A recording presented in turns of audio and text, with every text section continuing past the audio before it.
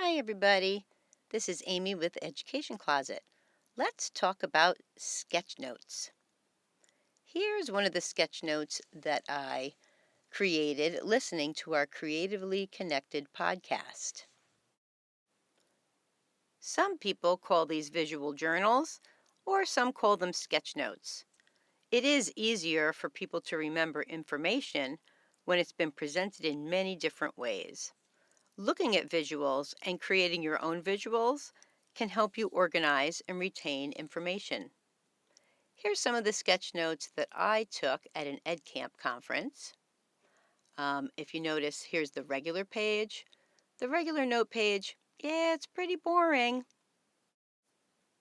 Writing helps increase student learning and ease retention of that information.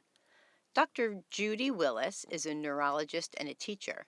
She's an authority on brain research regarding learning, and she describes writing as memory cement. I like to think of it that way too. When I take my sketch notes this way, I use permanent markers. So I usually need a page in between to soak up some of that extra ink. I do like to use a black, thin, and a thick permanent marker, plus one or two colored markers. I listen and participate in the lecture or conversation, and I write down keywords and phrases. I love adding lines and shapes wherever there is space.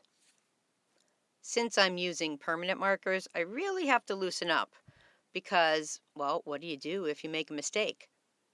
Well, I have found that stickers are great to stick on top of your mistakes or just turn it into a different design. It's okay, really. Here's a few tips for visual journaling. Use a blank, unlined notebook. Simplify your notes with color, line, and shape. You can really jazz stuff up with colored markers, repetition, space, and balance. Do you really think you can't draw? Well, you can. Look at some simplified icons on a site like the Noun Project, and you will be on your way.